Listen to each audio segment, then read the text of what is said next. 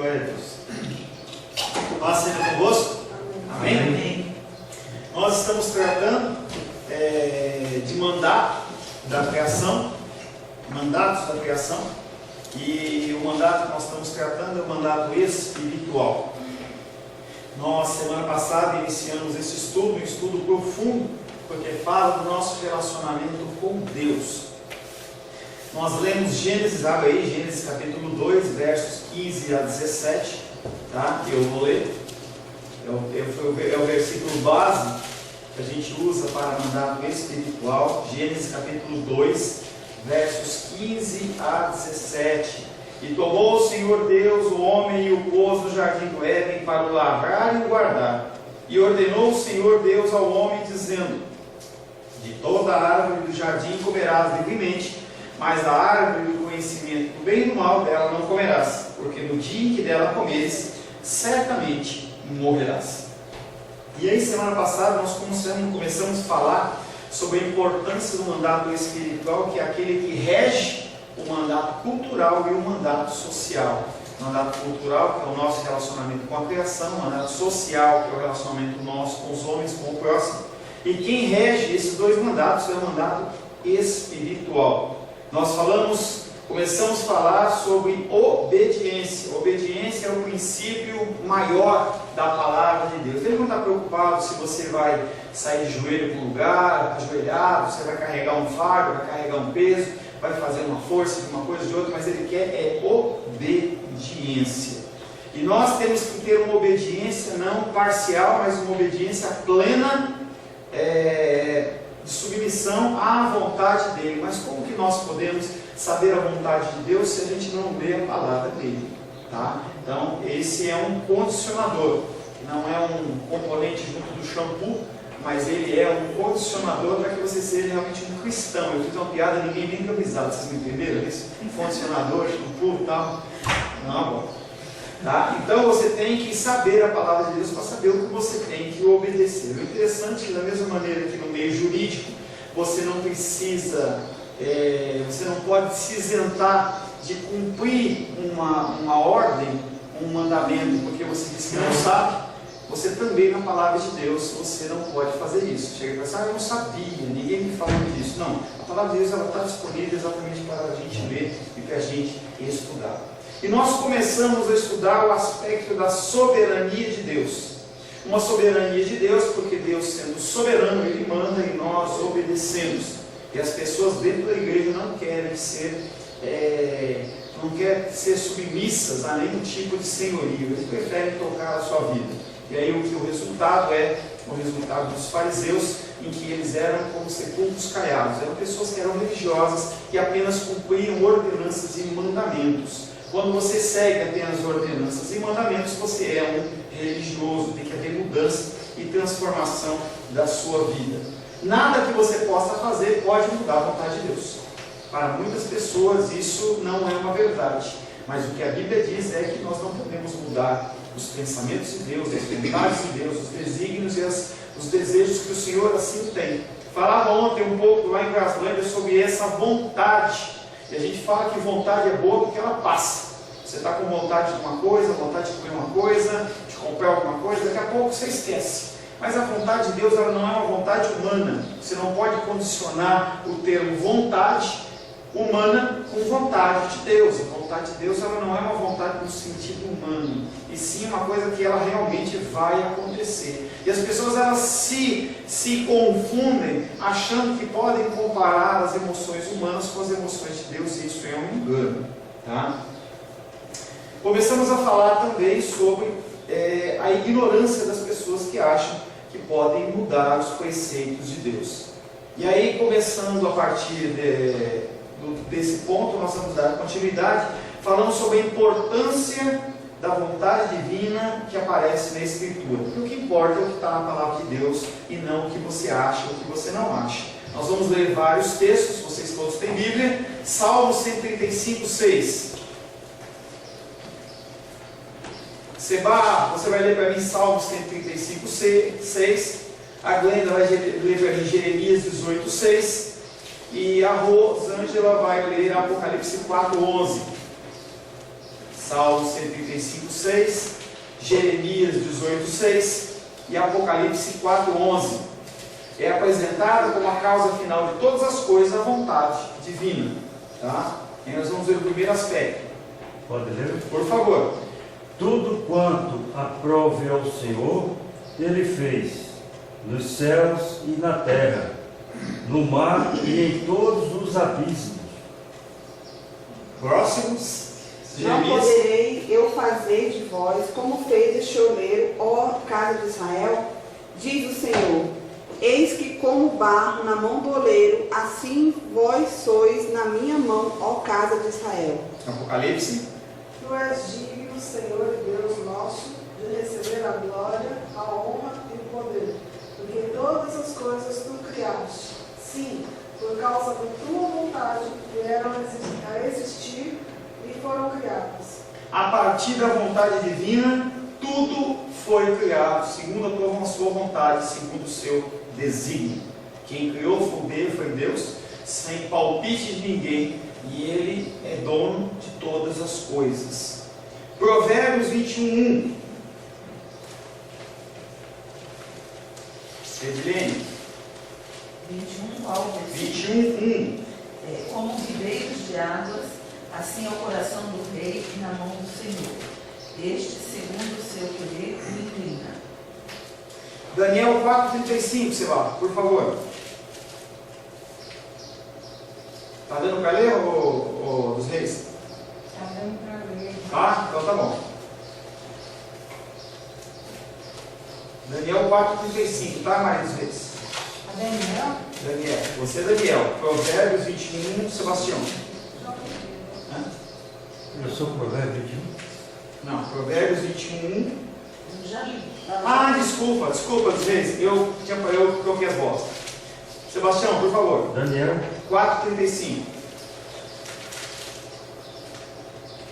4,35 fala: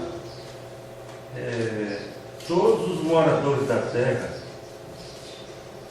são por ele reputados em nada, e, segundo a sua vontade, ele opera com exército do céu e os moradores da terra. Não há quem lhe possa deter a mão, nem lhe dizer: que fazes? Deus criou todas as coisas e Ele governa todas as coisas. Através dos anjos, através dos homens, o governo que acontece é o governo divino. Tá? Agora você mesmo, dos reis. Romanos 9, versos 15 e 16. Glendinha, Efésios 1, 11. Romanos capítulo 9, verso 15 e 16.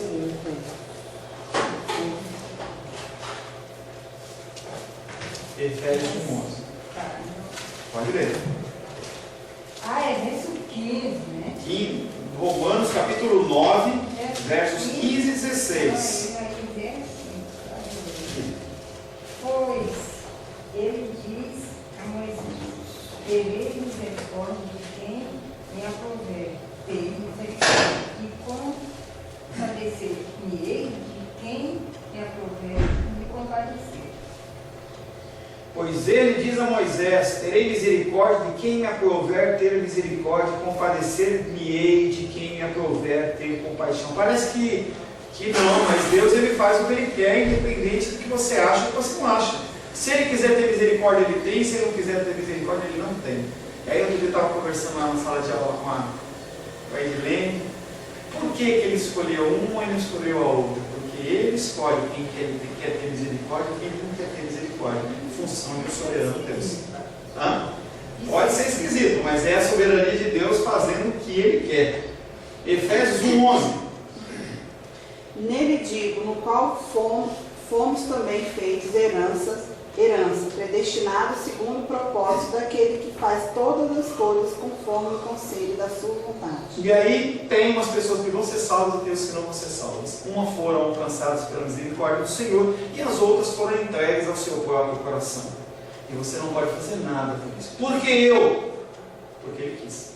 Por que eu? O que eu tenho de bom? Nada. Repete, Glenda, por favor.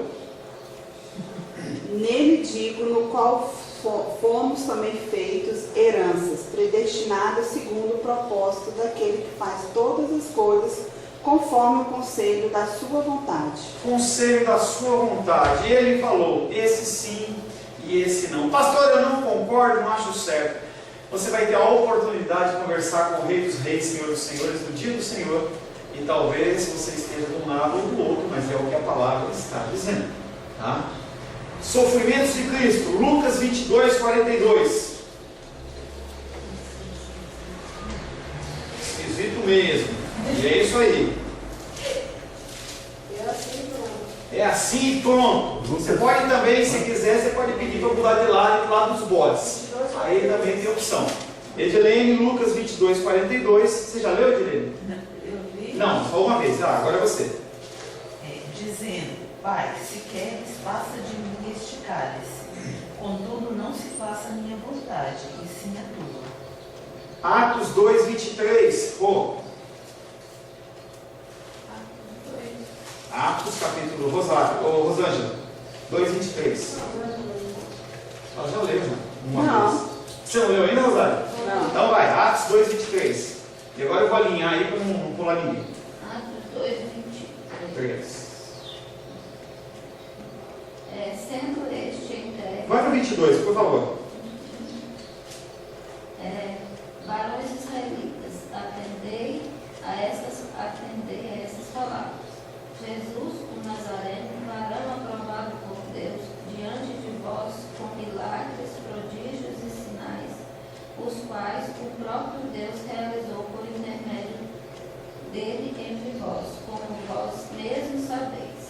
Sendo este entregue pelo determinado desígnio e presciência de Deus, vós os matastes, crucificando-o por mãos de iníquos. A morte de Cristo, o sofrimento de Cristo, não é algo que aconteceu porque os judeus ficaram bravos ou porque os romanos mandavam, e sim porque Deus assim determinou. A gente olha para isso e fala assim: como que Deus entregou o seu filho para passar o que ele passou? Ele entregou para cumprir a vontade e os desígnios de Deus. Os sofrimentos de Cristo não aconteceram fora do comando de Deus, fora da vontade de Deus, fora do conhecimento de Deus. Tiago 1,18. Vamos lá na sequência, vai? Aqui, Rosângela. Tiago 1,18. Depois a gente começa com o Sebastião de novo. Tiago 1,18. Qual mesmo? Ainda não falei. Tiago 1,18.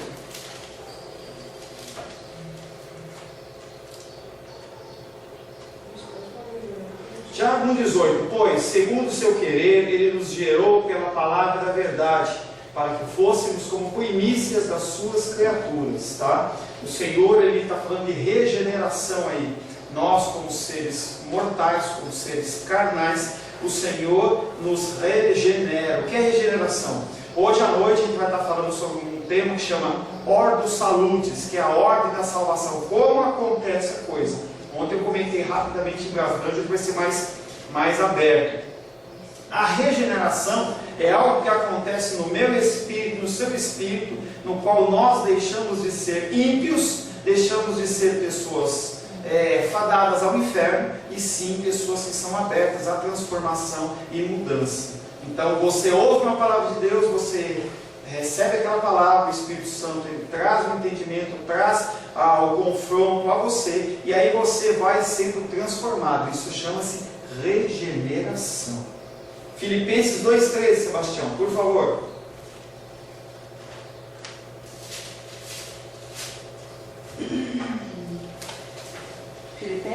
Filipenses 2,13.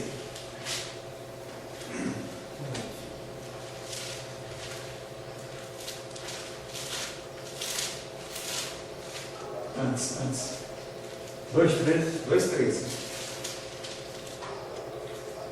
Porque Deus é quem efetua em vós tanto o querer como o realizar, segundo a sua boa vontade. Santificação. As pessoas elas buscam a santificação, alguns buscam a santificação, mas se não vê através de Deus, ela não perdoa. Você olha e identifica na sua vida coisas que estão erradas, coisas que estão fora da palavra de Deus, mas se você quiser agir segundo a força do seu braço, você não consegue.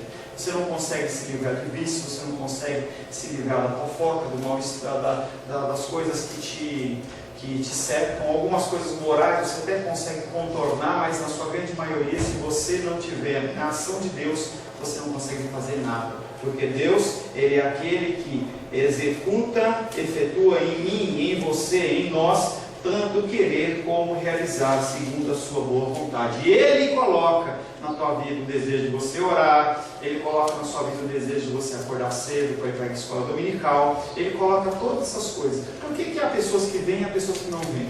Por que há pessoas que, como você, acordam morrendo de sono e vira para o lado e dorme e você não?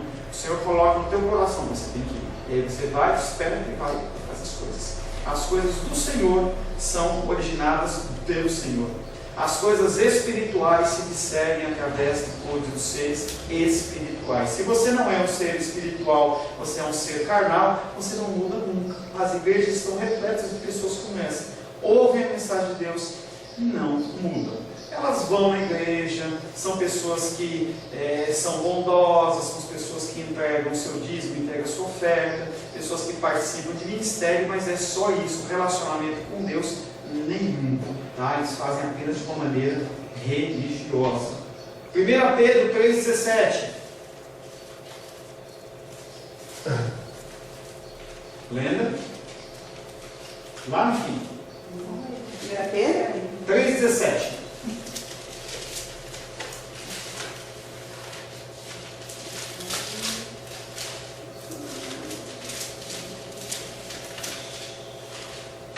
Porque se for da vontade de Deus, é melhor que sofrais por praticardes o que é bom do que praticando o mal.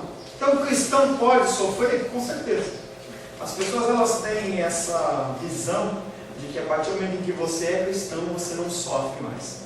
Você quer parar de sofrer, vem para a igreja. E aí quando a pessoa começa a viver na igreja, ela muda o discurso dela, fala assim, depois que eu virei crente, parece que tudo ficou mais difícil. Realmente ficou difícil. Porque os seus padrões são outros padrões. E aí a palavra de Deus aqui está falando sobre sofrimento. Se você está sofrendo, nem sempre é por causa do pecado. Deus ele pode estar permitindo o sofrimento na tua vida para que você cresça, para que você seja um exemplo para as pessoas.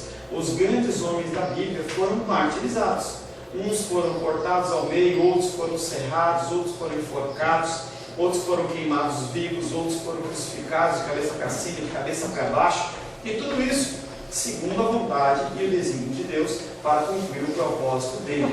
Pessoas, por exemplo, a Bíblia que você tem nas suas mãos hoje, que você não dá muito valor, pessoas morreram para que você tivesse a palavra de Deus nas suas mãos.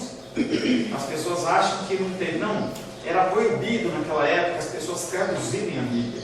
Quando o domínio era o domínio do catolicismo romano, a pessoa ela entrava numa celebração, o padre estava de costas para o povo, falava em latim pro altar, ninguém entendia nada, as pessoas não sabiam ler, não sabiam escrever, não sabiam nada, e ali a celebração era uma celebração passiva. Quando homens e mulheres começaram a questionar isso, começaram a querer traduzir para suas próprias línguas, para eles entenderem o que estava acontecendo, eles foram mortos. Foram pessoas que foram consideradas como hereges. Porque só pode saber da palavra de Deus quem é padre ou quem é sacerdote. E essa visão ela foi sendo mudada por Deus, colocando no coração das pessoas o desejo, inclusive, de morrer pelo desígnio de traduzir uma palavra que uma pessoa tem na sua mão. Quando você vê aqui no Brasil, a gente não dá tanta importância. Você deve ter uma Bíblia, 2 Bíblias, 5 Bíblias, cansou, você compra outra, é a capa da mamãe, da vovó, do titio, ontem ele falou da capa da Bíblia do varão, mas em outros países você não tem nada para você ler, nada para você ler, e as pessoas às vezes elas se apegam com uma folha de papel, e aí quando você olha na internet as pessoas em lugares que são proibidos recebendo Bíblia, a felicidade, a pessoa luta e abraça aquela Bíblia como se fosse uma coisa que ele nunca teve, é realmente uma coisa que ele nunca teve. Então, o sofrimento dos crentes é uma coisa que ela é bíblica, tá? Nós temos falado nos cultos de domingo à noite que a forma do cristianismo é sofrimento. Nós temos Deus na figura de Jesus como o nosso exemplo, e Ele é o nosso exemplo também com a vida aqui na Terra. Então, se você sofre, é uma coisa natural. Na Universal tem um cartazinho que vai assim, pare de sofrer. E aí você pode ir lá de noite e você escreve assim, pare de sofrer, você coloca assim, deixe de ser cristão. A figura do cristão é uma figura de sofrimento. Quando você vê a figura de Apocalipse, você vê que pai vai entregar filho, filho vai entregar pai, mãe vai discutir com o filho, com o esposo, com o marido.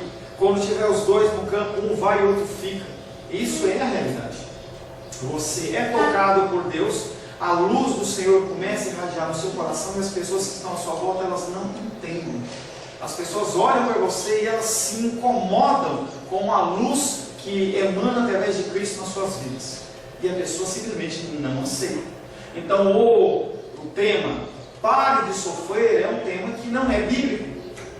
Você não tem como fugir do sofrimento. O próprio Cristo, no monte do Calvário, lá no Getsemane, ele fala, Senhor, se possível, passa de mim esse cálice, mas seja feita a tua vontade. E Deus não abdicou de lhe sofrer.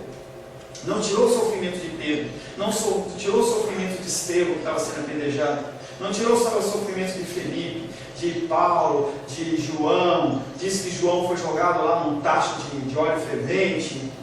Os caras morreram de sofrimento. Tá? A perseguição, a gente vive num país ainda que não há perseguição, mas você vai entrar em outros países, você vai ver que os países, se você tiver uma Bíblia, você morre. Então não tem essa de parar de sofrer. Eu acho que a gente não vai entrar num culto masoquista. Eu quero sofrer, e eu quero sofrer, eu quero sofrer, como acontecia na igreja primitiva. Na igreja primitiva não, mas nos primeiros anos da igreja, as pessoas, elas viam onde estavam matando o crente, e ali ele ia para morrer em nome de Cristo. As pessoas vão para o outro extremo. Foi necessário que os líderes da igreja determinassem quando que a pessoa era correta ela morrer em nome de Cristo. E as pessoas elas não tinham que ir. E as pessoas viam, estão matando o cristão, então eu vou lá porque eu quero ser martirizado em nome de Cristo. Não é isso que Deus está pedindo. Ele não está pedindo para você se chicotear. É engraçado, né? Lá no México, as pessoas elas compram aqueles chicotinhos de corda com pontinha de metal, e elas se chicoteiam, se flagelam uma vez, 2 vezes por ano, sei lá qual que é o período que eles fazem, e aquele sangue, as pessoas arrancam um pedaço das costas, com tudo sangrando, e as mulheres vão atrás colhendo aquele sangue como se fosse um troféu. Gente, as pessoas elas partem do princípio que você tem que sofrer. Quem teve que sofrer foi Cristo. Nós padecemos um outro tipo de sofrimento, não um sofrimento de martírio, esse tipo de coisa, mas um sofrimento muito mais de perseguição que você viver uma vida cristã do que qualquer outra coisa. Que nem o Opus Dei, né? Também faz isso. Opus Dei é uma linha de pessoas que acham que também tem que sofrer. O próprio, já falei uma vez, às vezes até não concordou não, mas eu falo de novo. Na Igreja Católica, quando você celebra a missa, e todo dia tem missa, segunda, e ali eles entendem que o sacrifício vicário de Cristo ele é feito em cada missa daquela. Então, cada missa daquela, os pecados da humanidade ele é levado sobre aquele sacrifício que é a iniciação da Eucaristia. Esse é o princípio deles, que está lá na lei. Então, eles entendem que o sacrifício de Cristo ele tem que ser perpetuado através da Eucaristia ou da comunhão todos os dias. Então não tem um dia, mesmo que não seja aberto ao público, que não haja a Eucaristia. Quem leu por último? Eu. Edilene, Atos 18, 21, Rosângela, Romanos 15, 32, dos Reis, Tiago 4, 15. Atos 18, 21, Romanos 15, 32 e Tiago 4, 15. Mas, despedindo-se, disse: se Deus quiser, voltarei para vós outros. E embarcando, partiu de Éfeso. Romanos? A fim de que, ao visitarmos pela vontade de Deus, chegue à nossa presença com alegria e possa recrear-nos conosco. Tiago 4, 15. Em vez disso, devia dizer: se o Senhor quiser, nós não só viveremos, como também faremos isto ou aquilo. Em vez disso, deveis dizer, se o Senhor quiser, não só viveremos, como também faremos isso ou aquilo. Não só a criação foi toda dele, não só a história ela é determinada por ele, não só as coisas no geral são determinadas pelo Senhor, mas também a vida e o destino do homem é coordenado por Deus. Está tudo nas mãos do Senhor. Tudo que acontece é segundo a vontade, segundo os desígnios do Senhor. Coisas grandes e pequenas. Mateus 10, 29. Rosário. Mateus 10, 29.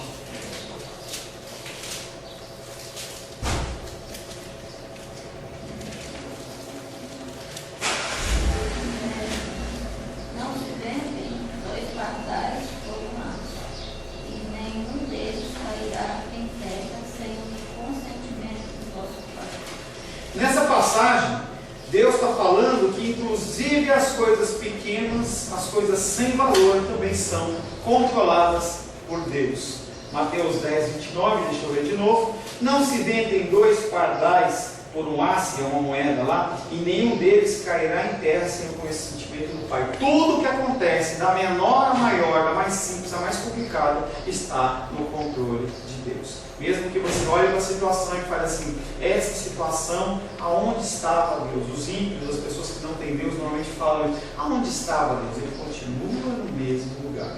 Ou não, entenda que mesmo que você olhe para uma situação sem entendimento a ela, mesmo assim Deus está no controle. Mas e o fulano que faleceu? Deus está no controle. E aí eu tenho repetido nas minhas aulas por aí, quando o irmão Cláudio caiu, e aí eu estava conversando com a irmã Simona Odisseia, e aí eu perguntei para ela, ela falou assim, pastor, Deus no controle. Deus está no controle. Todas as coisas, Deus está no controle. Tá? Deus faz o que quer, da forma que deseja que aconteça. E ninguém pode frustrar os seus desígnios. Ninguém pode impedir o que Deus está comandando que vai acontecer. Dentro do conceito humano, você pode estar construindo um terreno lá, aí a GFIS vai lá e embarga a obra. Você entra com um processo, não sei o que, a pessoa vai lá e vai contra, começa a impetrar mandado, começa a impedir, mas com Deus não funciona assim. Jó 42, 2, Seba, por favor. Jó 42, 2.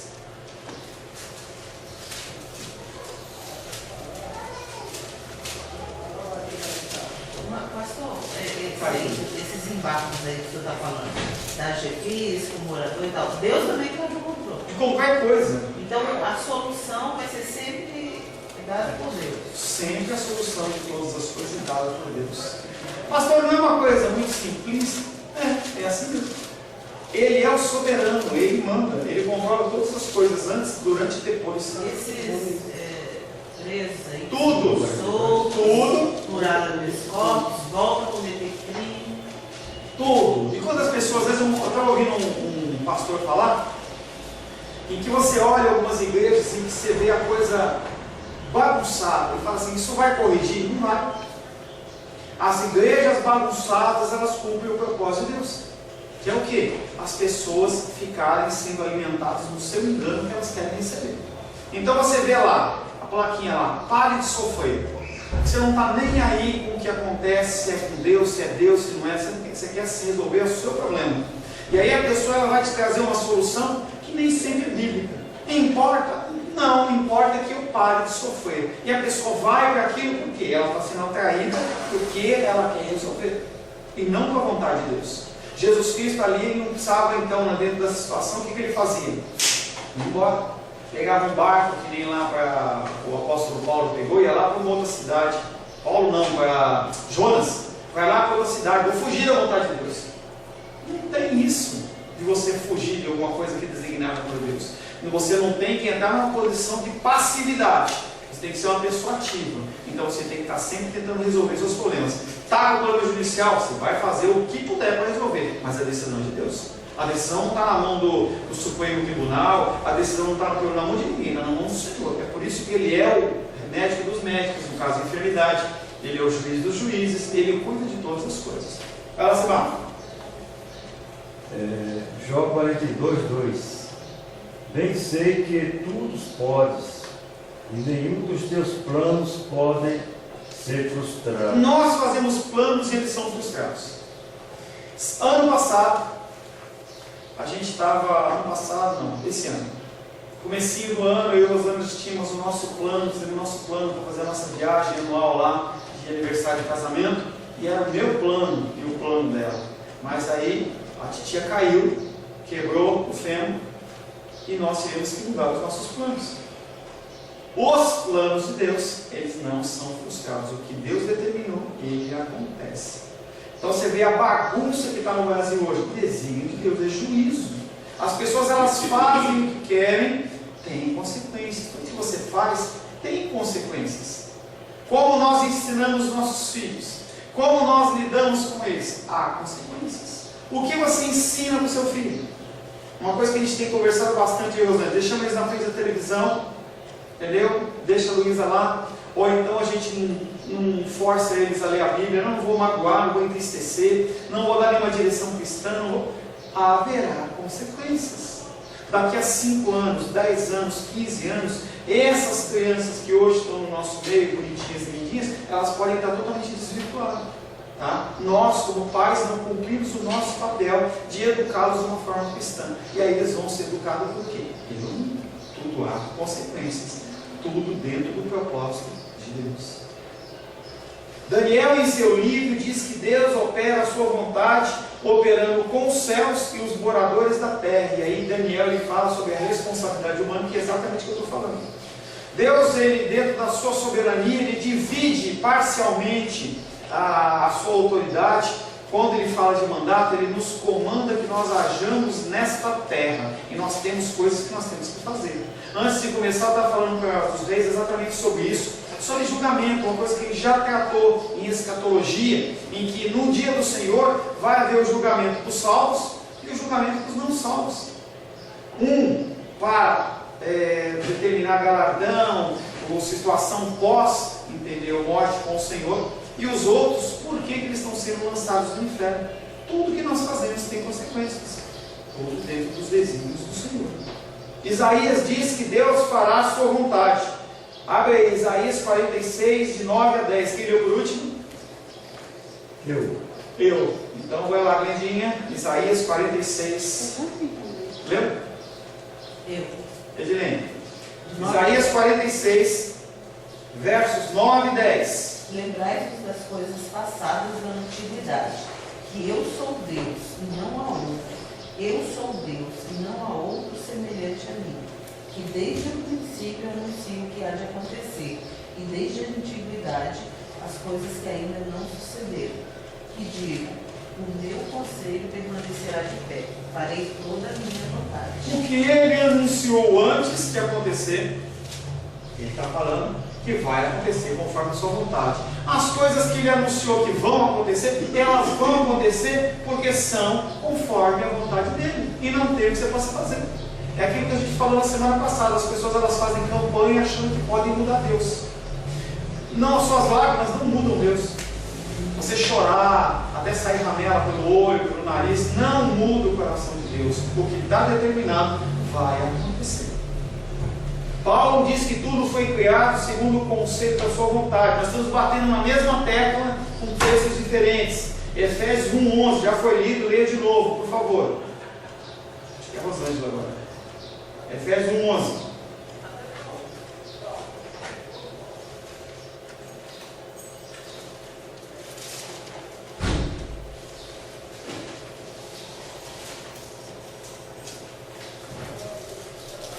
Nele, digo, no qual fomos também feitos herança, predestinados segundo o propósito daquele que faz todas as coisas conforme o conselho da sua vontade. Nele quem? Cristo. Em Cristo, no qual fomos feitos herança, predestinados segundo o propósito daquele que fez todas as coisas conforme o conselho da sua vontade. O resumo desse entendimento de soberania é: Deus está no controle de todas as coisas. Todas as coisas é 100% das coisas, das situações, Deus está no controle. A segunda visão que nós temos que ter para um bom entendimento do mandato espiritual é que Deus ele é Criador. Deus é o Criador de todas as coisas, tudo veio a existir a partir dele. A Confissão de Fé de Westminster questiona a pergunta 9. Qual é a obra da criação? E a resposta: a obra da criação ela é aquela pela qual Deus fez todas as coisas do nada. Deus não tinha matéria-prima, Ele criou a partir do nada. Pela palavra do seu poder. Quem é a palavra de Deus? Jesus Cristo. Pela palavra do seu poder no espaço de 6 dias. E tudo que Ele fez de forma boa. A palavra de Deus diz que Ele criou todas as coisas. Salmo 33, versos 6 e 9 dos Reis. Salmos 33, versos 6 e 9. Rosário, João 1:1. Seba, Hebreus 11:3. E Glenda, Salmos 92. É Salmo 33? Verso 6 e verso 9. Os céus, por sua palavra, se fizeram, e pelo sopro da sua boca, o exército deles. O que nasceu pelo sopro da sua boca, dos reis? O exército do céu. E os céus também, tudo foi criado, tá? João 1, Rosário. No princípio era o Verbo, e o Verbo estava com Deus, e o Verbo era Deus. Quem é a palavra de Deus? É esse verbo que está aí, é Jesus Cristo. Seba. Hebreus 11:3. 11:3. Pela fé, entendemos que foi o universo formado pela palavra de Deus. Não foi Big Bang, não foi nada dessas teorias, mas nós acreditamos o quê? Pela fé. As pessoas oferecem alternativas. Eu estava vendo na internet lá uma besteira, eu até compartilhei lá ontem, em que uma mulher falando que embaixo da terra tem túneis, o voador ele fica andando, um negócio meio doido. Eu fiquei olhando ali, ela citou um texto bíblico que não tinha nada a ver com a história. Ou você acredita que a palavra de Deus ela é a palavra de Deus, e aí pela fé você acredita. Não tem como você discutir a palavra de Deus com um budista, com um islamista, com um hinduísta, shintoísta, com pessoa da Jorei, com testemunho de Jeová. Não tem como você discutir, porque para eles a Bíblia não é a palavra de Deus. E você só pode crer nisso pela fé. Uma fé que é colocada no seu coração por quem? É Deus. Deus ele coloca no teu coração esta fé em que você lê a palavra de Deus e você consegue extrair aqui ensinamentos para a sua vida. Em que você olha e fala assim, isso aqui não é simplesmente mais um pensamento filosófico. Para mim, quando eu leio o texto bíblico que Deus me dá uma ordenança e um comando, eu estou entendendo ali, amar a Deus sobre todas as coisas. Pela fé eu acredito que isso é verdade, e eu não posso ter um outro Deus acima de Deus. E outros, eu tenho que amar o próximo como a mim mesmo. Temos dificuldade em relação a isso, mas é uma ordenança. Eu tenho que entender que Jesus Cristo está falando isso para eu cumprir, é pela fé. E aí como é que você vai discutir uma pessoa fé? Não tem como discutir. Fé não se discute. Então quando você vê esses debates, essas pessoas não levam a nada. Se o Senhor não tocar no coração da pessoa, não muda nada. Você vai gerar indisposição, mas não resolve. A Bíblia das Testemunhas de Jeová não é a mesma? Não. A tradução ela é diferente. Tá? Então nesse texto de João 1 que ela leu, ele fala assim, no princípio era o verbo era Deus, e o verbo estava com Deus, eles traduziram. No princípio era o verbo, e o verbo era um Deus, coloca em letra minúscula, já muda tudo. Então você tira a divindade de Cristo e coloca ele como um profeta, como um homem abençoado, como um santo. Se você pegar uma Bíblia do Salão do Reino, você vai ver lá que não está dizendo que o verbo ou Jesus é Deus, e sim é um Deus. Muda tudo. Na minha concepção, esse verbete aí, já quer dizer que eles consideram que existem vários deuses. Tem Deus maiores e menores. Ali, na verdade, é um problema de tradução, também um desejo de dar uma distorcida, em que você é um conceito gramatical e quando você olha a frase, parece que a frase não tem sujeito. E aí quando você coloca era Deus, a construção gramatical, ela parece que fica, eu não sei te explicar muito bem não, mas tem um problema de tradução gramatical, e aí eles colocaram um Deus. Quando você coloca um Deus, você tira a divindade de Cristo, ou seja, não é cristão. Cristão entende que Jesus Cristo ele é Deus. Se você tira a divindade de Cristo, como eles também não entendem que o Espírito Santo é uma figura da Trindade. Eles entendem que o Espírito Santo, ele é uma força de Deus. Então eles colocam a figura de Deus como um ser único.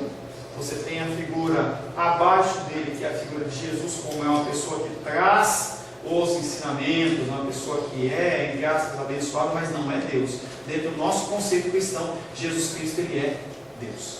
Eles não entendem, os testemunhos de Jeová não entendem o conceito da Trindade como um conceito válido. Vamos andar mais um pouco. Portanto, o propósito era manifestar a sua glória às criaturas, a fim de receber delas a honra e a glória devida a si. E o seu propósito era levar suas criaturas a participarem da sua glória e conhecerem o seu amor por elas. Quando Deus cria o ser humano, o objetivo da criação, nós já estudamos isso em Catecismo de Westminster. Qual é o motivo principal do ser humano? É glorificar a Deus. Então nós somos criados para isso. E aí nós glorificamos a Deus, nós participamos dessa glória como filhos adotados da família de Deus. Tá? Porque não são todos, mas alguns que têm essa capacidade de glorificar e exaltar o nome do Senhor acima de todas as coisas. Precisamos entender que a ação de Deus na vida do homem reflete nele mesmo e para ele. A criação é propósito para refletir a sua glória. Mais alguns textos. Quem é o próximo? Eu. Lenda. Isaías 43, versos 6 e 7. Não, você tinha passado o salmo. Você não tinha lido ainda, então leia, por gentileza. Antes que os montes nascessem e se formassem, a terra e o mundo, de eternidade a eternidade, tu és Deus. Ele, antes que houvesse a criação de todas as coisas, ele já era Deus. Não é um conceito que a nossa mente consegue pensar em algo não existir nada e já existir uma pessoa, um ser. Tá? Voltando para o próximo tema, a criação é o propósito para refletir a sua glória. Edilene, Isaías 43, versos 6 e 7. Rosângela, Jeremias 13 e 11. Dos Reis, Salmos 106, versos 7 e 8. E Rosário, Romanos 9, 17. Direi ao norte, entrega, e ao sul, não detenhas. Trazei meus filhos de longe e minhas filhas das extremidades da terra, a todos os que são chamados pelo meu nome, e os que criei para a minha glória e que formei e fiz. Nós fomos criados para a glória do Senhor. Jeremias 13, 11. Porque, como um ciclo se apega aos lombos do homem, assim eu fiz apegar-se a mim toda a casa de Israel e toda a casa de Judá, diz o Senhor, para me serem por povo, e nome, e louvor, e glória, mas não deram ouvidos. E aí vai mais longe ainda. Deus ele coloca no momento inicial a figura do povo de Israel, as 12 tribos, para glorificar o nome dele. Para que as pessoas olhassem no povo de Israel a figura dele. É a minha situação e a sua situação. Nós temos que andar no mundo como se fossem pessoas que carregassem a luz de Cristo, e as pessoas olhassem em nós o diferencial. Mas Deus não tem visto também, como não viu em Israel, não vê na igreja hoje, nas pessoas que são cristãs, a glória de Deus manifesta. Então quando você age em detrimento da sua vontade e da satisfação dos seus desejos. Pare de sofrer. Você vai lá satisfazer a sua vontade. Você não quer saber de Deus, você não quer saber de nada, você quer simplesmente que aquilo passe. Tá? Salmo 106, versos 7 e 8. Nossos pais no Egito não aumentaram as suas maravilhas, não se lembraram da multidão das suas misericórdias, e foram rebeldes junto ao mar, o mar gemiu. Mas ele os salvou por amor do seu nome, para lhes fazer notório o seu poder. Está falando do peito de Israel lá porque vai ser no Mar Vermelho. Por quê? Por causa do que ele salvou eles, os reis? É porque ele amava o povo de Israel, é isso? Por causa do poder dele. Não, o que está escrito aí? Por amor? Amor do seu nome. Por amor do seu nome. Por amor do seu nome. Por amor do seu nome. Romanos 9, 17.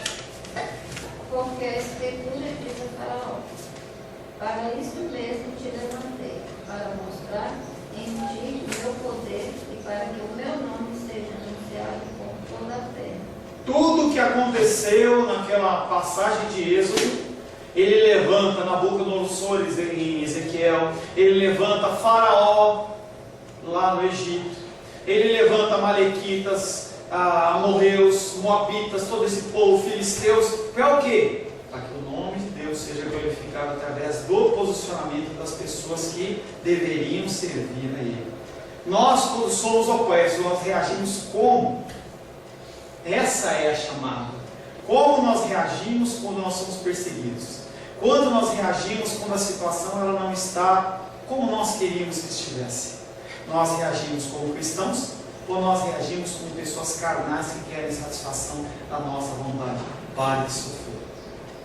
Se a gente colocar aí na faixa, na televisão, no negócio aí, vou fazer uma campanha para você ficar rico, para você fazer isso, a igreja enche, porque a pessoa quer satisfação deles. Vamos fazer uma campanha para buscar Deus. Ninguém quer. E aí a gente começa a entender que pelos acontecimentos bíblicos, as pessoas não amam a Deus. Elas querem o que Deus tem a oferecer e não o que Deus é. E esse é o X da coisa. Imagina você, eu vi uma vez essa ilustração, vou compartilhar com você. Você sai para viajar, você tem filhos pequenos, normalmente os pequenos, o que eles vêm? Direto nas suas mãos. O que você trouxe para mim? Né? Não é assim não? Não foi assim, Sebastião, quando vocês viajaram não? As crianças elas vão, estão felizes por te ver, mas elas querem saber o que elas vão receber. O que trouxe? Trouxe um chocolate, trouxe uma camiseta, trouxe um negócio. Por isso eu não trouxe minha camiseta, foi para Maceió, eu lembrei de você. Vai ter que ir de novo. Então as pessoas, elas desde pequenas estão preocupadas em satisfazer as suas vontades. Você não está preocupado se Deus está no lugar, se Ele vai ser adorado ou não. Por que os louvores hoje são louvores que são tão humanos? Porque as pessoas não estão preocupadas em cultuar Deus. Elas estão preocupadas em satisfazer os desejos da sua vontade. Amém? Mais uma vez, a paz do Senhor. Amém. Dando continuidade ao nosso estudo de mandatos da criação, mandato espiritual, nós vamos ver agora Deus como Pai. E aí a gente tem uma séria dificuldade, porque às vezes os pais eles não foram o que deveriam ser, e a gente acaba transferindo para Deus Pai uma característica que não é de Deus. E aí você olha para Deus como se Deus ele fosse agir como seu pai terreno. Na verdade, ele também é destituído de todas as condições humanas. Uma expressão muito comum nas cartas paulinas estabelece a posição em relação a Deus. Encontramos essa expressão em Gálatas. Cabe aí, quem está na sequência? Quem que leu por último? Acho que foi a Rosada, foi não? Então você vai. Gálatas, capítulo 1, versos de 1 a 4.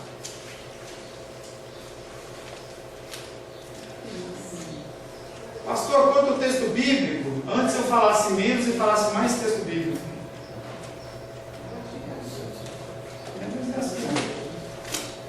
Gálatas, capítulo 1, versos de 1 a 4.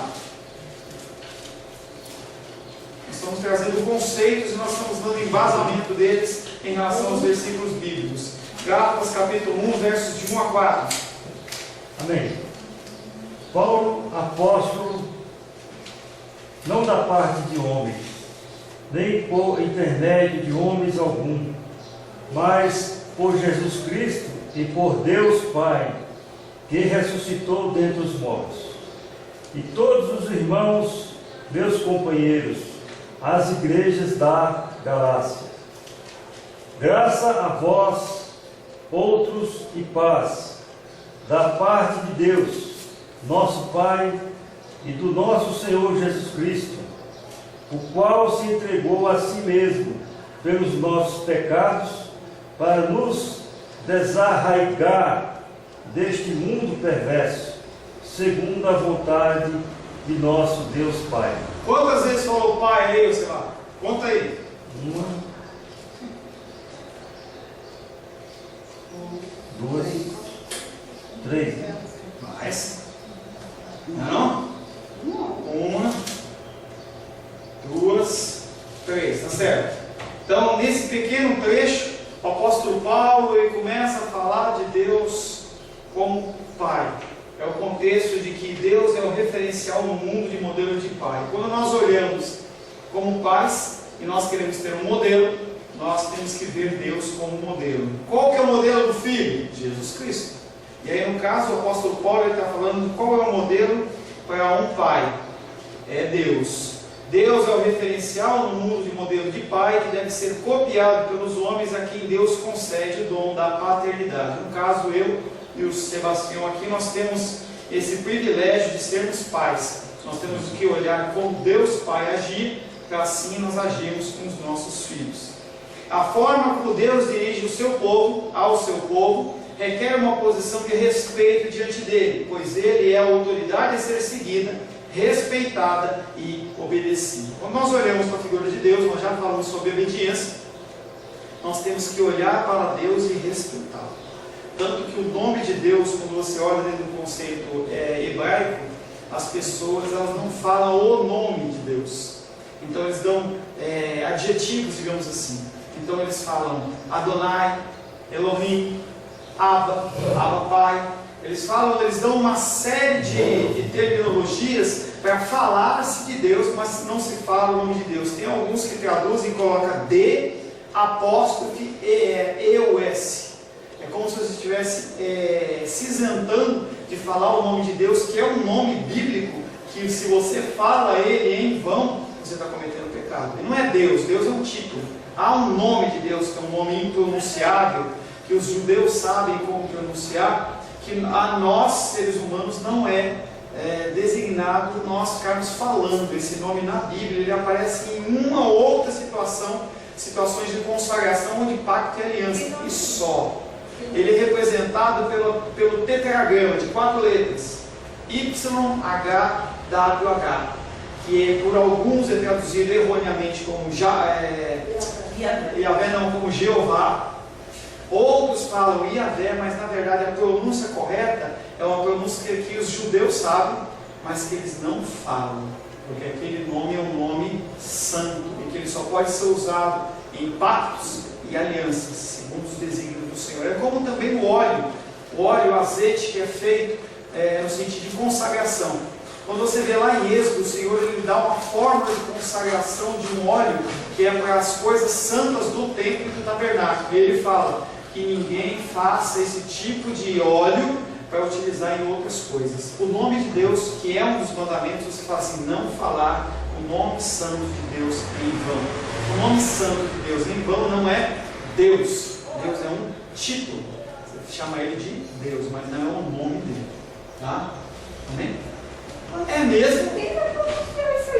É mesmo, não. Eu, além de não saber, eu nem quero saber o nome de Deus, porque eu declarar ele é pecado. E eu não vou ficar falando o nome de Deus. O pastor Ailton, ele disse que uma vez ele queria saber o nome de Deus, e ele encontrou um judeu amigo dele, ele começou a perguntar, como é que fala? Como é que fala? Como é que fala? E aí o judeu ficou bravo, nunca mais falou com ele, porque para eles é uma afronta. Você tem a figura de Deus como uma coisa em alta conta, e você não pode ficar transmitindo este nome, que é um nome santo. Ele anda mais a nível sacerdotal. Né? Então não nos cabe. Só você falar Deus, está tudo certo e não é pecado. Deus me livre, Deus abençoe, essas coisas que a gente fala aí, sem pensar, não é pecado não. Tá? A Bíblia às vezes me chama muita atenção, porque é tudo caminhando disso. Não é. Tá? Quando fala não tomar o nome santo de Deus em vão, não é um nome que a gente conhece como Deus, e sim um nome que é a partir dessas 4 letrinhas que eu falei para você, que as pessoas erroneamente traduzem como Jeová. Não tem nada a ver com isso. E aí também não poderia o bispo de alguns colocar no nome dos filhos o nome de Deus. Né? Eu não duvido, porque tem pessoas que têm o nome de Jesus e não.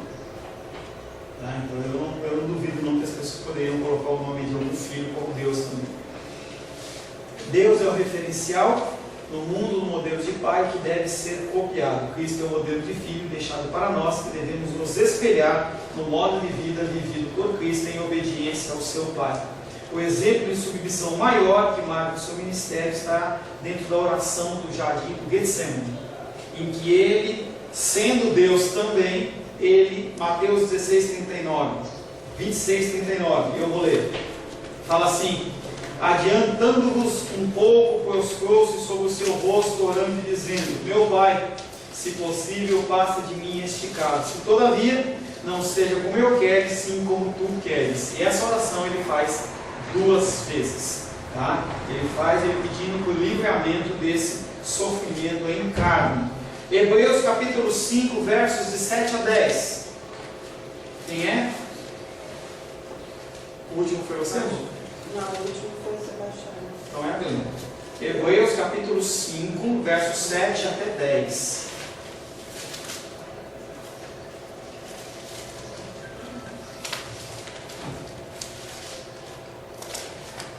Hebreus 5.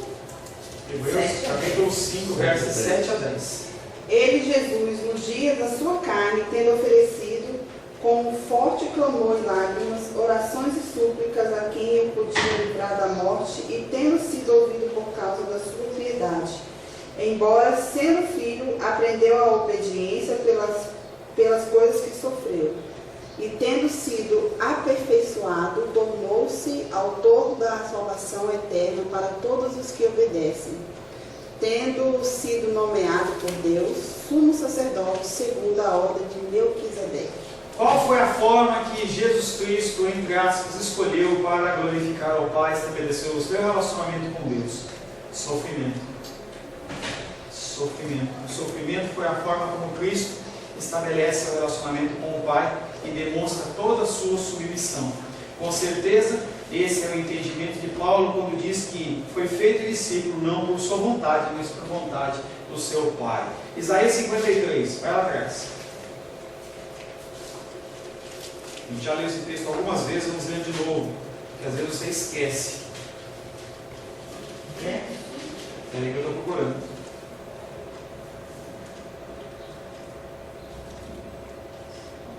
(53) 53 em diante. Quem creu em nossa pregação e a quem foi revelado o braço do Senhor? Porque foi subindo como renovo perante ele, como raiz de uma terra seca. Não tinha aparência, está falando de Jesus Cristo em tudo aqui, tá? Não tinha aparência nem formosura. Olhámo-lo, mas nenhuma beleza havia que nos agradasse. Era desprezado e o mais rejeitado entre os homens. Homem de dores e sabe o que é padecer. E como quem os homens escondem o seu rosto, era desprezado e dele não fizemos caso. Certamente ele tomou sobre si as nossas dores e as nossas enfermidades levou sobre si. E nós o reputávamos por aflito, ferido de Deus e oprimido. As pessoas olham para a figura de Cristo na cruz e olham e falam assim: coitadinho dele.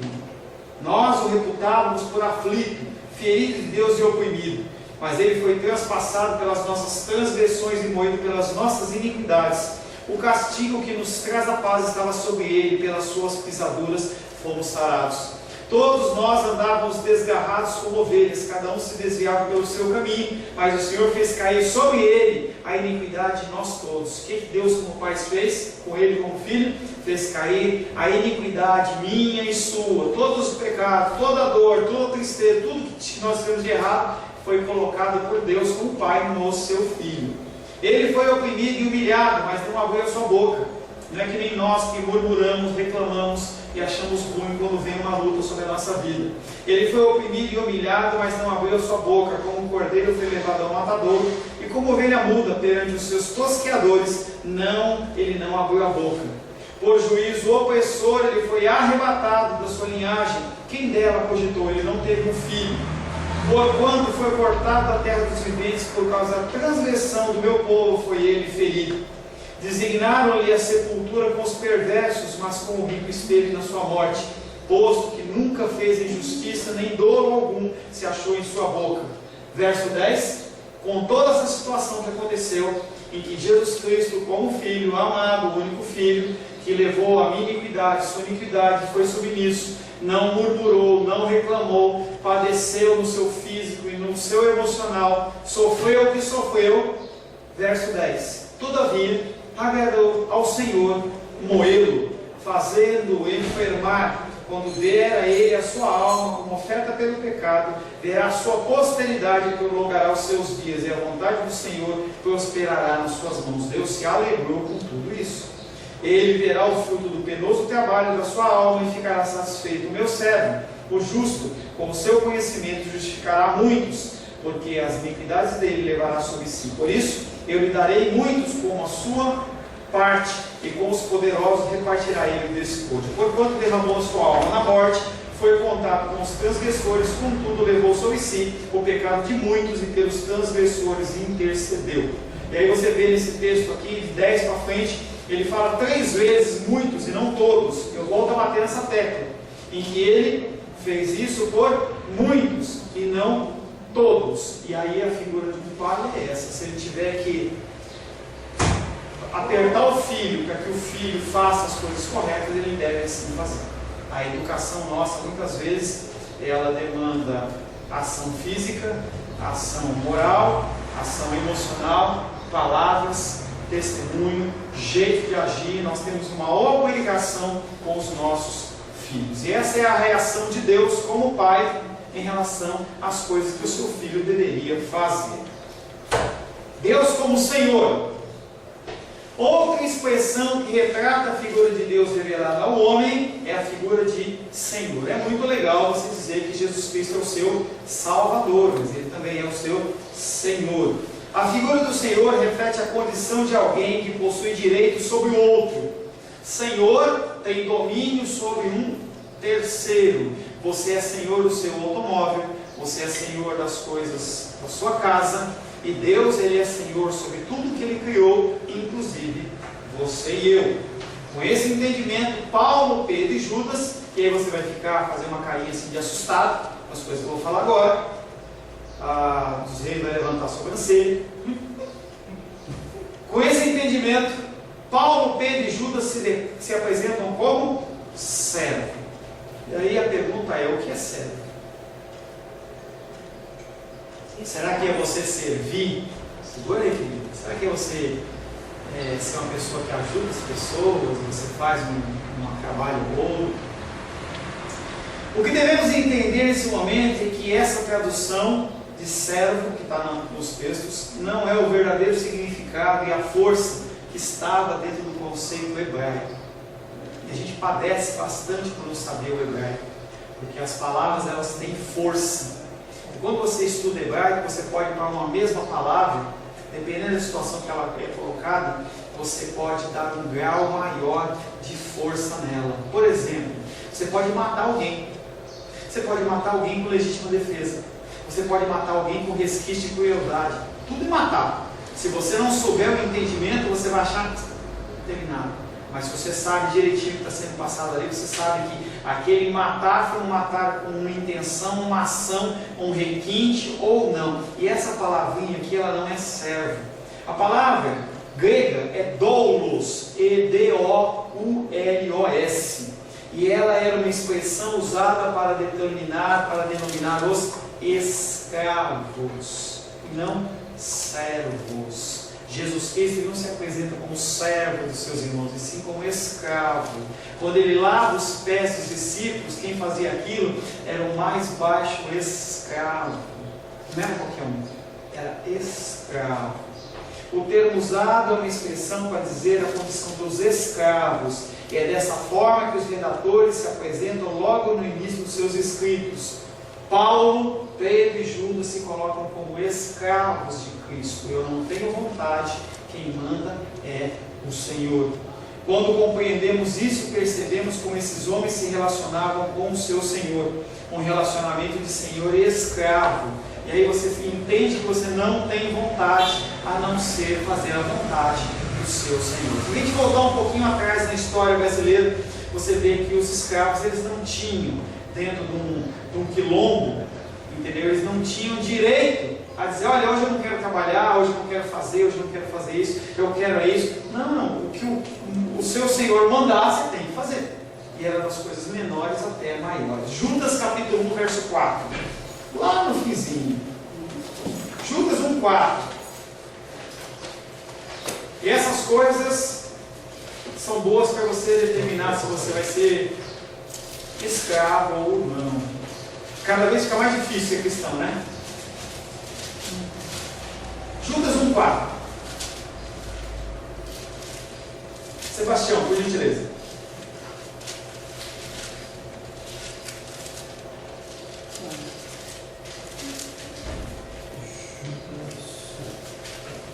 Judas, antes de Apocalipse. 1,4.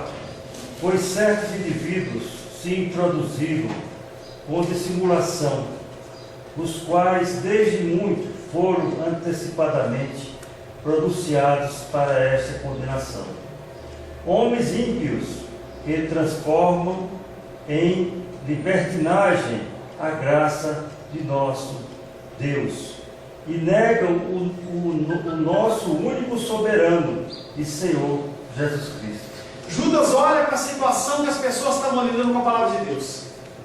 E ele fala que essas pessoas, elas estavam maculando a imagem do Senhor, pervertendo os ensinamentos. E aí você entra na televisão, você entra na internet, você começa a ver que cada vez as pessoas inventam mais coisas. Eles pegam textos bíblicos que não querem dizer aquilo, dali eles extraem o que eles querem extrair para trazer ensinamentos falsos e mentirosos. Pois certos indivíduos se introduziram com dissimulação, os quais desde muito foram antecipadamente pronunciados para esta condenação. Homens ímpios que transformam em libertinagem a graça do nosso Deus e negam o nosso soberano e Senhor Jesus Cristo. Quem que permitiu que esses homens fizessem isso? Foi Satanás. Pois certos indivíduos se introduziram com dissimulação, os quais desde muito foram antecipadamente pronunciados para essa condenação. Difícil, né? Homens e mulheres se levantam segundo o desígnio de Deus para oferecer o engano. E aí você quer o engano? Como o prato de lentilha lá de Esaú. Você quer a primogenitura ou você quer o prato de lentilhas? Há pessoas que aceitam o prato de lentilhas. Para isso, ele prova o meu coração e o seu coração. E aí Deus permite, não só permite, mas segundo esse texto de Judas, ele separa pessoas para que façam isso e tragam ensinos errados, para que você, que não é movido pelo Espírito, entra num lugar e a pessoa começa a falar umas besteiras que vai de acordo com o teu coração, e você vai falar assim: não, o que ele está falando, apesar de ser muito legal, não é de Deus. A gente estava conversando no carro, e aí a Rosário falou para a gente assim: olha, eu me senti bem esses dias, tal. E ela estava com fome, aí ela foi lá, e em vez de comer um salgado, você comeu o quê? Foi lá e comeu um chocolatão que faz mal para ela. Entendeu? Ela olhou para aquele chocolatão e fez sabia que não ia fazer bem. E é assim que as pessoas agem dentro da igreja.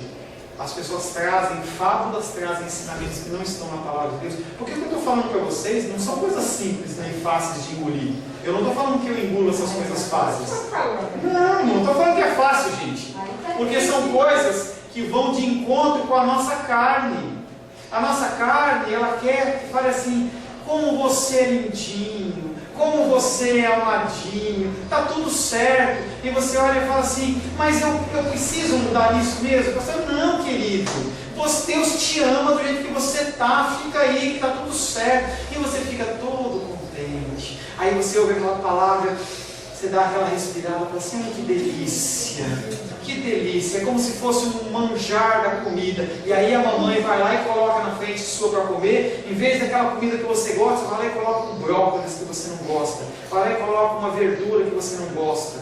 A Luísa não está aqui, eu posso falar. Vai lá e coloca aquele prato de alface que eu não gosto. Mas Deus quer que você coma a comida amarga para você aprender.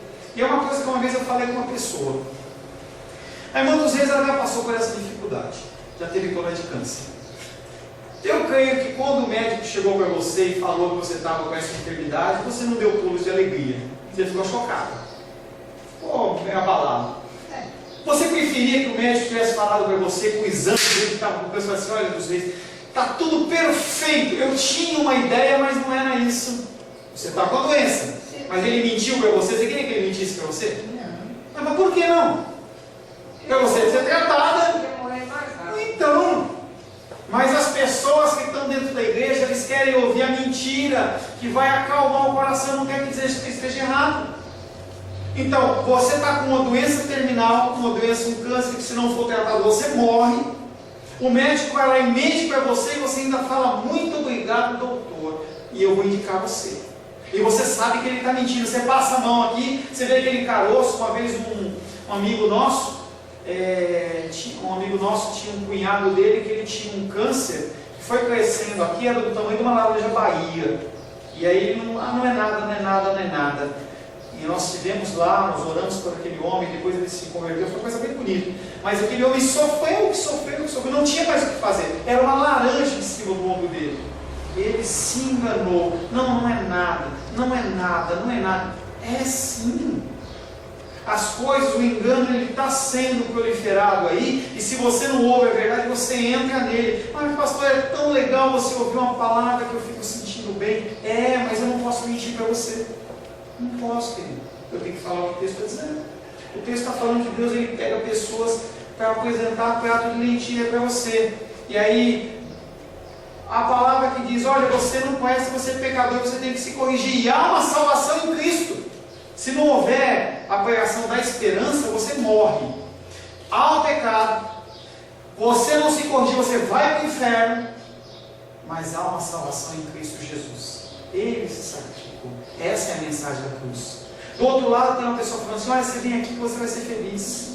Vem aqui que você vai ganhar dinheiro. Vem aqui que você vai ter saúde. Vem aqui que vai dar tudo certo. Você vai ter uma esposa linda. Você vai ter um esposo maravilhoso. Os seus filhos, eles vão estudar nas melhores escolas. Eles vão ser vencedores. E aí você fala, eu quero seguir esse Deus, mas não é a mensagem da cruz. E aí você vai andando para a morte e para o inferno.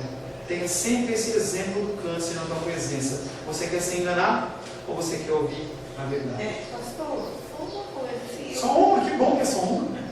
Eu continuo assim, tendo dificuldade de entender. Se nós já somos pré-determinados. Então você está falando aí que vai dizer muitas verdades, mas tem uma salvação. Quem isso? Sim, mas aqueles que não foram escolhidos mesmo não vão ter a salvação. Então, por que eles precisam conhecer? Porque tem cumpre o propósito do desígnio de Deus. E você, enquanto você continuar querendo entender com a sua mente natural, você não vai entender. Você fala inglês? Não. Se você começar a estudar inglês e você for para os Estados Unidos querer ouvir o que a pessoa fala, traduzir para você responder, sabe quando você vai falar? Nunca. Você vai ter que pensar em inglês. É por isso que você tem que, em Romanos 12:2 diz que nós temos que trabalhar pela renovação da nossa mente, para a nossa mente ser cada vez igual à mente de Cristo. Enquanto você quiser equacionar dentro do raciocínio de Edilene, dentro do raciocínio de Maria dos Reis, do meu raciocínio, você não vai entender, porque as coisas espirituais se discernem de forma espiritual. Você está querendo colocar tudo dentro de uma forma da Edilene humana e você não vai entender dessa maneira, só através do Espírito de Deus. Você tem que orar muito para o Senhor, que conceder a graça do Senhor para que você possa entender isso de forma espiritual e não de forma natural. Essa é a resposta que eu tenho que dizer para você. Se você quiser, não estou te convencendo a Bíblia, porque não, lógico que eu vou da sua presença, mas à noite eu quero falar sobre ordem de salvação. Ontem eu comentei rapidamente sobre o Ordo Salutis e como funciona todo o processo desde a eleição. Aí tem que puxar um pouquinho para a direita agora. Sem querer. Vai indo, mais. Aí, pronto. Aí. Quando avaliamos a palavra, aí vai ser um pouco mais difícil para você, tá? Tá muito light. Quando avaliamos a palavra soberano no grego, sabe qual é a expressão? Déspota.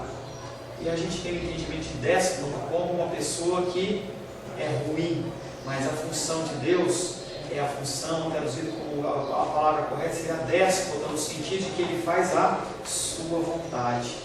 Entendendo que o déspota humano, ele faz a sua vontade, mas maculado pelo pecado. O déspota divino, ele faz a vontade dele, mas não maculado pelo pecado. Volto a falar para vocês, vontade humana não é vontade de Deus, déspota humano não é déspota de Deus, arrependimento humano não é arrependimento de Deus. Todos esses conceitos têm que ser destituídos da humanidade, que é o que eu estou falando para você. Você tem que se despir da sua humanidade para entender as coisas de Deus. Senão você vai ser uma religiosa. Você vai conhecer as coisas, mas você não vai entender segundo o conceito de Deus, que era o que os fariseus faziam. Eles sabiam a palavra e não entendiam. Nicodemos, se você acompanhou algumas palavras, Nicodemos olhava assim: como que eu posso nascer de novo? Eu vou entrar dentro da barriga da minha mãe? Ele não está entendendo, ele está querendo equacionar o que Jesus Cristo está falando com a mente dele natural, não consegue. Jesus Cristo está falando de coisas espirituais, Nicodemos está tentando equacionar da maneira natural. Quando avaliamos a palavra soberano grego, nos deparamos com a expressão déspota.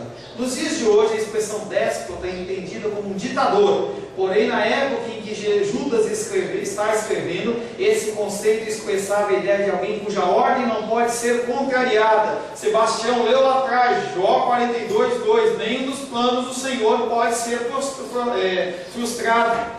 Isso é reforçado quando ele diz que o déspota é também Senhor, ou seja, ele confirma a ideia de alguém que está debaixo, no caso de Judas, da autoridade de alguém. Nós temos alguém que está sobre nós, em que ele determina, ele comanda, e você não pode falar: eu não quero fazer isso, ou eu quero fazer aquilo.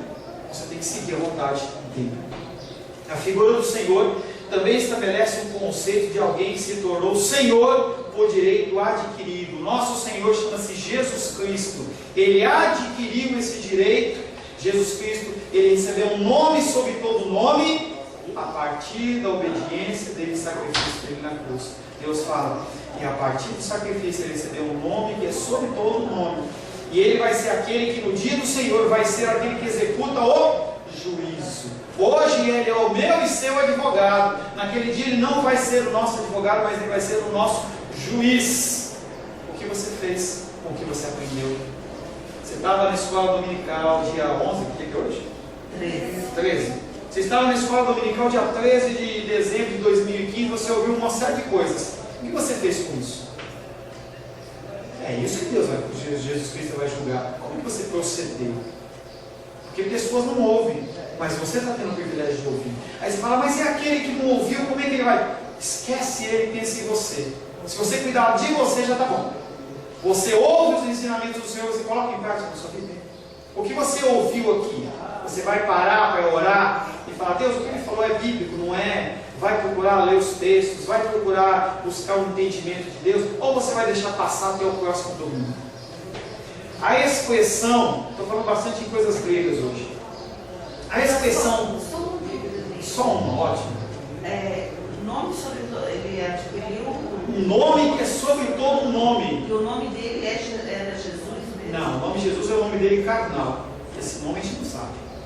O nome dele, que você pode falar o Filho de Deus, você pode dar um título. É como nós formos resgatados pelo Senhor, nós vamos receber um nome que só nós e Deus vai saber. E aí eles brincam que é o nome da pedrinha branca. Por quê? Não sei. Vai ser um nome diferente. Tinha esse costume no Antigo Testamento. Então, quando queria mudar o nome da pessoa, a pessoa mudava por algum motivo. Nem Arão, ele tinha eu não lembro quem que era, mas quando ele muda para pai de muitas nações, ele coloca mais um A, fica Arão, pai de muitas nações. E nós vamos ter um nome diferente do nosso nome, um nome designado pelo Senhor para aqueles que são dele. Você vai ter um nome qualquer, não sei qual é o seu nome. Tá? Se é um nome angelical, se é um nome terreno, não sei dizer, mas vai ter um nome. E Jesus Cristo tem um nome que é sobre todo o nome, mostrando que Ele é sobre toda a criação e sobre todas as coisas. Não? Uma expressão que aparece na Bíblia, lá no Evangelho de João, chama tetelestai, quer dizer, está consumado. Jesus Cristo ele proferiu na cruz e estabelece que a obra foi completa, toda a dívida foi paga, não há mais nada a se fazer. Por isso que nós não temos que sacrificar mais coisa nenhuma. Por isso que você não precisa carregar bichinho, você não precisa sacrificar carneiro, sacrificar boizinho, não precisa fazer mais nada disso, porque o sacrifício perfeito foi feito por Jesus Cristo na cruz do Calvário. Quando ele fala, está consumado, ele estava falando para Deus, Deus, tudo que você mandou eu fazer, eu fiz. Está consumado. Após a análise desse monte de texto que a gente fez, podemos chegar a algumas conclusões. Deus ele é soberano e como ser soberano ele faz o que quer. Não concordo. Ele vai continuar fazendo o que quer. B. Deus é o meu e seu Criador. Criador, e nós como criaturas, nós nunca vamos ser maiores que o nosso Criador. Nós somos criados. Jeremias diz, nós como vaso, quem somos nós para dizer alguma coisa em relação ao nosso Criador? Nada.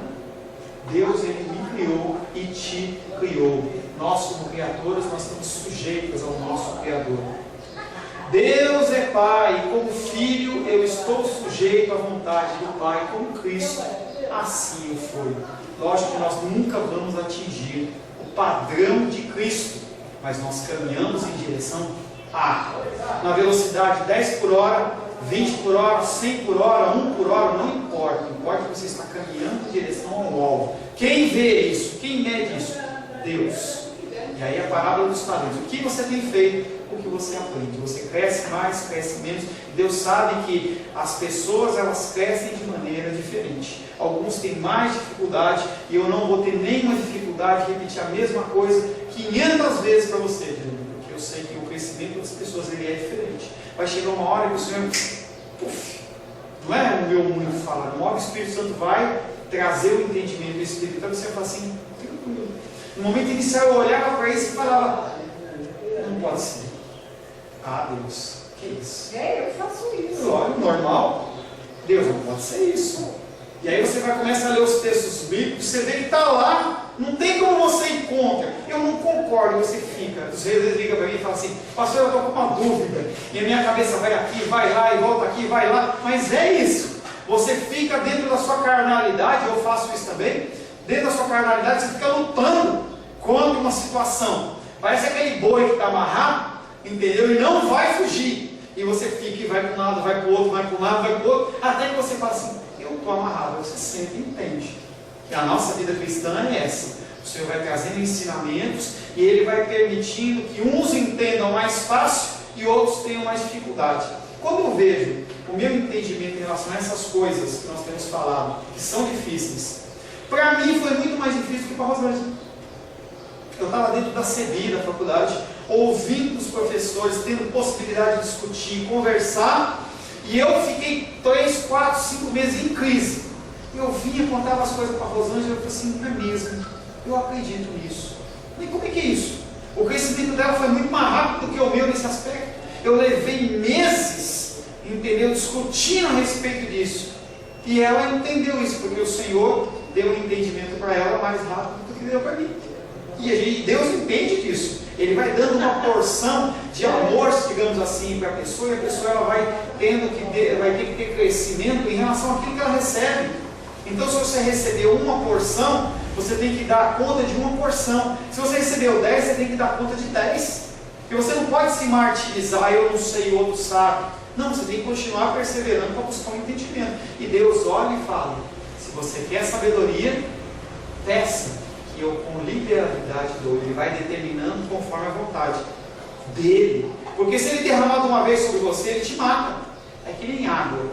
Eu quero dar água para uma... Qual uma planta que recebe bastante água? Que planta recebe bastante água? Você pode pôr bastante. Planta. Não, tem uma planta que você colocar muita água, você apodrece ela. E tem plantas que você coloca mais água.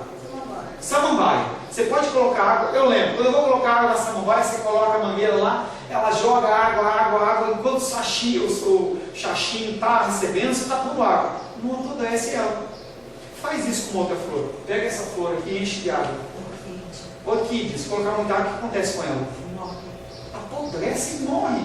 Nós somos plantas diferentes do Senhor. Ele sabe que o nosso crescimento ele é diferente e Ele vai dando porções diferentes de crescimento. Eu tenho lutado muito com Deus e Ele tem olhado para mim e dito, mas o que eu faço com a criatura dessa? Porque eu sou irracional mesmo. Todos esse nós. aqui é o que é espiritual. Glória a Deus. Pois eu sou racional com isso. Quarto ensinamento. Primeiro, Deus é soberano, Deus é o meu Criador, Deus é Pai, eu tenho que ser sujeito a Ele. Quarto, Deus é o meu Senhor e eu, como escravo, não tenho opção de fazer, a não ser o que o meu Senhor manda. Esse resumo é muito importante, pois estabelece um conceito primordial para o cumprimento do mandato espiritual que nós já falamos no início. Obediência. É isso que Deus quer de você. Obediência. Essa é a chave para o cumprimento de todos os mandatos. Veja que os mandatos culturais e sociais estão sujeitos ao mandato espiritual, pois um coração desobediente não consegue cumprir essas coisas. Eu sou truculento, eu faço o que eu quero. Você não consegue cumprir as coisas do Senhor. Você não consegue ter um coração abençoador. Você não consegue ouvir a palavra de Deus. Seu coração é duro. Vai ser quebrantado pelo Senhor, aqueles que são dele. Minhas ações são dirigidas por um coração sujeito a Deus ou sujeito à minha vontade? Você age conforme o quê? Quem que é o seu guia? O seu coração ou a vontade de Deus?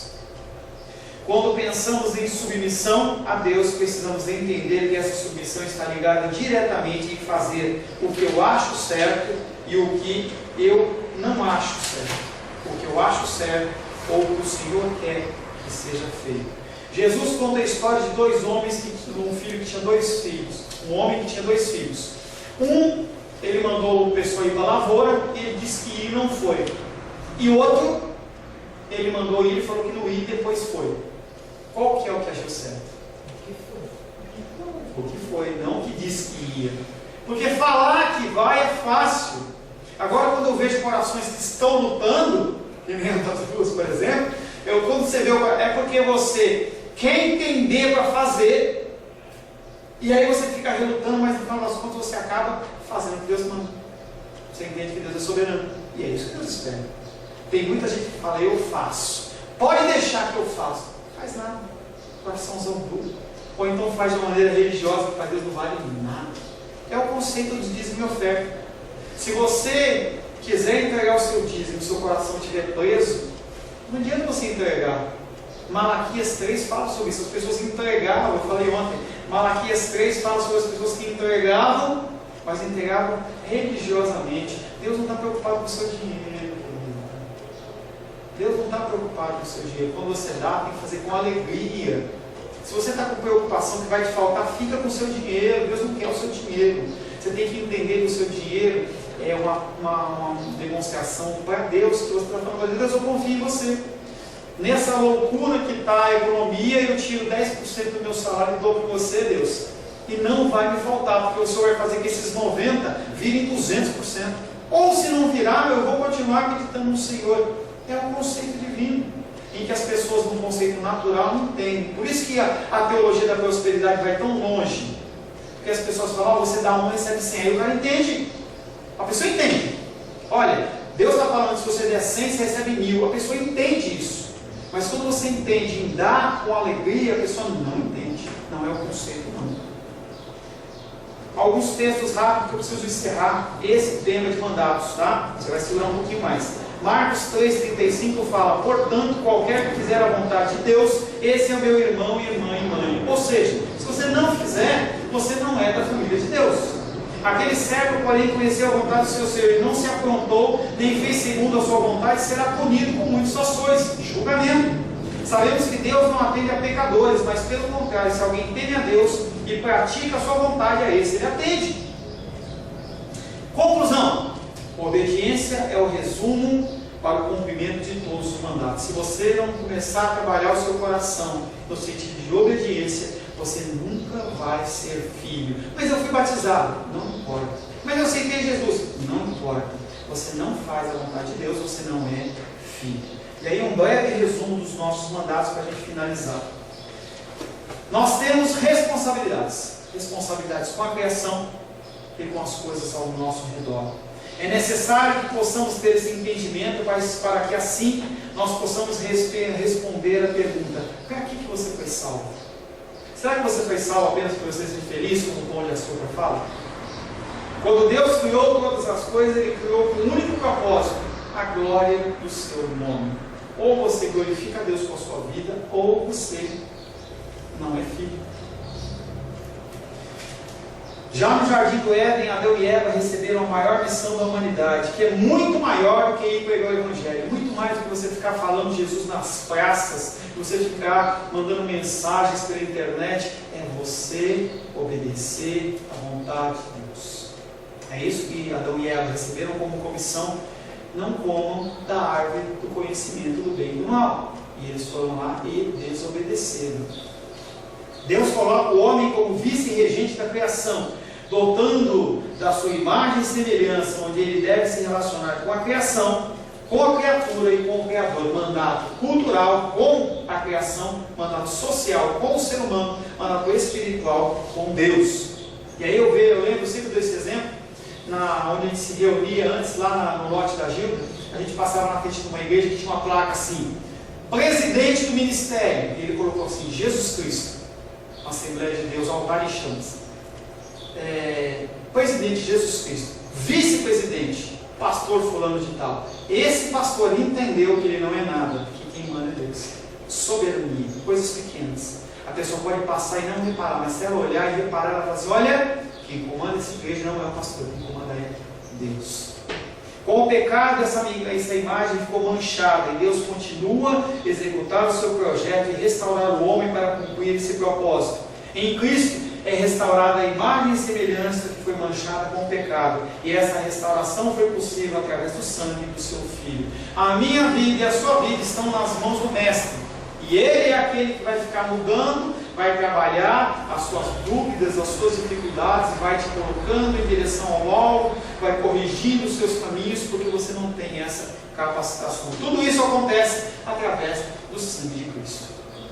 Esse sangue é o valor que foi pago para que nós pudéssemos voltar para o Criador, uma vez que nós andávamos nas trevas. E Deus nos traz agora para a sua luz. Mas nós não fomos resgatados para fazermos a nossa vontade. É tão legal quando você vê uma pessoa que está com uma dificuldade, vem na igreja, participa da campanha, os irmãos oram por ele, mas a hora que passou a luta e dificuldade, o irmão simplesmente desaparece. Desaparece. O texto bíblico diz, venha para a casa do Senhor. E ele fala, não posso, eu casei. Não posso, eu comprei uma junta de bois. Não posso, eu comprei isso, fiz aquilo outro. São coisas que são lícitas, mas que a gente tem que entender que a prioridade é o Senhor. Porque quando você está com dificuldade, você corre para os braços dele. O resgate retoma o plano primeiro de Deus na criação, de que o homem possa revelar Deus em suas ações. A forma como eu lido com toda a criação, com o meu próximo e com o meu Criador, ela é estabelecida por Deus. Você não faz conforme você quer, você tem que agir como Ele quer. E Elias olha para os profetas de Baal, junto com o povo de Israel, e fala assim, vocês querem servir a Baal? Sirvam a Baal. Quer servir a Deus? O esquema é esse. Você trabalha, você tem uma empresa, você tem que agir daquele jeito. Você tem a sua casa, se eu for visitar a sua casa, eu tenho que me adequar ao seu procedimento, aos seus horários, às suas coisas. Não é você que tem que se adaptar a mim. Se você quer ser um filho de Deus, você tem que seguir os mandamentos de Deus. Não sou regido pelas minhas emoções, princípios, justiça, mas pela maior lei que rege esse mundo, a lei de Deus. E aí, aquela velha pergunta que muitos já sabem a resposta. Amar é uma emoção? Não é uma emoção. Amar é uma decisão. Deus manda a gente amar os nossos inimigos. Como é que você pode amar os seus inimigos com a sua emoção? Você quer que ele morra. Você quer que aquela pessoa que te prejudica morra. Aquele que afeta os seus filhos morra. Saia da presença. Você decide amar. E aí o Senhor ele vai te capacitando a demonstrar o amor bíblico. A mulher é casada com o homem é um nó cego, ele é um malo, é um cara ruim, mas você fez um voto com Deus, você acaba suportando aquilo. Porque amor é uma decisão. Não concordo, pastor. Leia os textos bíblicos como amor e você vai ver que Jesus Cristo ele decidiu amar a mim e a você e morreu na cruz. Ele não deu nenhum amor ali, porque ele não morreu ali porque ele amava, ou porque ele estava morrendo de desejo de ir lá para a cruz, ou ser chicoteado. Não, ele amou por decisão, porque precisava que ele precisasse morrer para que você fosse salvo. Muitas decisões que você toma fora da sua vontade.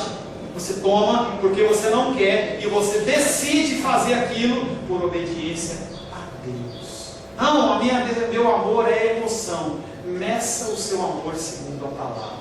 Que amor é esse? Sabemos que muitas vezes iremos nos deparar com situações que o nosso entendimento irá trazer perturbação para a nossa alma. Porém, mesmo que isso nos pareça sem sentido, nós devemos fazer se assim a palavra de Deus assim nos comandar. Ame o próximo como a si mesmo. Tira da sua vida e da do outro. Dá a cara para bater. Se alguém pedir a capa, dá outra. Se alguém tiver que morrer, morre você. Isso não é emocional, isso é obediência a Deus. Mas deixa eu lhe dizer aqui. Diga. Como que eu vou amar uma pessoa que eu não amo? Deixa eu lhe dizer aqui. Através do Espírito Santo de Olha, a Deus. Bíblia diz: se você quiser vir após mim, negue-se a si mesmo, tome a sua cruz em si. Como é que você consegue fazer isso? Eu tenho que negar a minha vontade e fazer lá a vontade do Pai. Mas amar de coração. Ah, não. Querida, entenda que nós temos uma condição excelente, que é a condição de Cristo, e a condição que nós estamos. Nós temos que olhar para o padrão que é Cristo, esqueça o padrão humano. E aí você caminha em direção a isso. Eu estou muito longe disso, pastor. De 0 a 100, eu estou no 0,1.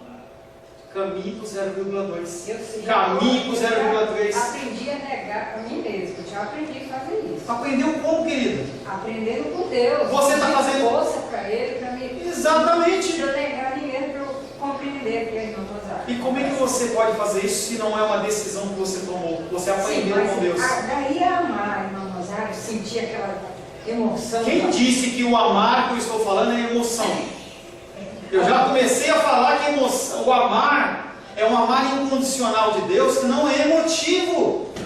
O nosso amar, emoção, é esse amor. Se os reis for legal comigo, eu a amo. Ou se ela for parente de mim, eu a amo. Mas esse não é o amor que eu estou falando. Eu estou falando do amor incondicional de Deus. Que não é amor de mãe, não. É o amor de Deus, que Ele faz as coisas sem querer nada em troca. Que ser humano consegue? Nenhum. Mas Deus, Ele vai nos dando graça. Do 0,1, você vai para o 0,2. E eu estou muito longe, Senhor. E eu vou caminhando. E eu vou indo. É o amor de 1 Coríntios 13? Não sei qual que é o amor de 1 Coríntios 13. Ainda que eu falasse a língua dos anjos, se não tiver amor, que eu A base da Bíblia é esse amor. É o amor de Deus. É o amor que eu e você não preocupamos. Aí eu vou fazer por amor a Deus. Mas é sempre por amor, porque nós fazemos todas as coisas por amor a Deus. Querida, se tiver que alguém morrer, sinceramente, você tem 2 botões que você tem que apertar. Um morre eu, o outro morre a Marília. Quem que morre? Eu ou a Marília? Não, você tem que escolher um dos dois. Eu já escolhi. Morre. Você não tem esse poder. Deus está falando que você escolher um ou outro. Não, mas eu escolhi. Nós escolhemos o nosso amor segundo as nossas emoções. Deus, o amor de Deus é incondicional. Ele nos chama a esse amor incondicional, que ele é um amor trabalhado por toda a vida e não é fácil. É por isso que é difícil escolher, entender a eleição. Nosso discernimento é um discernimento espiritual. Você está falando, você está achando que eu entendo isso, eu pratico isso? Você acha isso?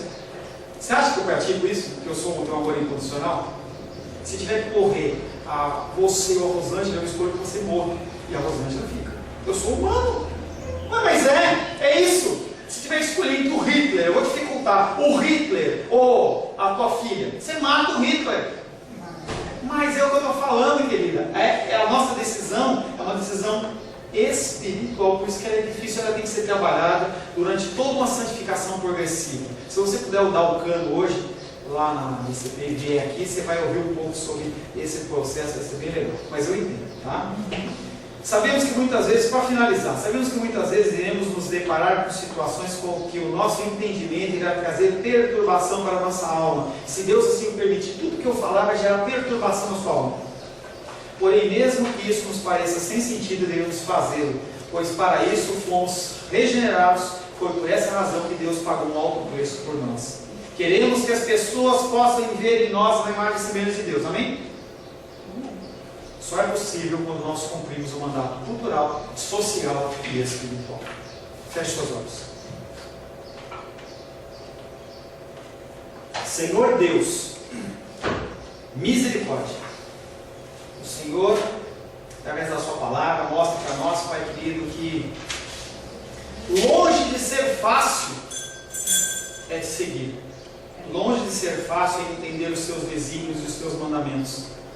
Nosso coração se perturba como um mar revolto perante as coisas que o Senhor fala.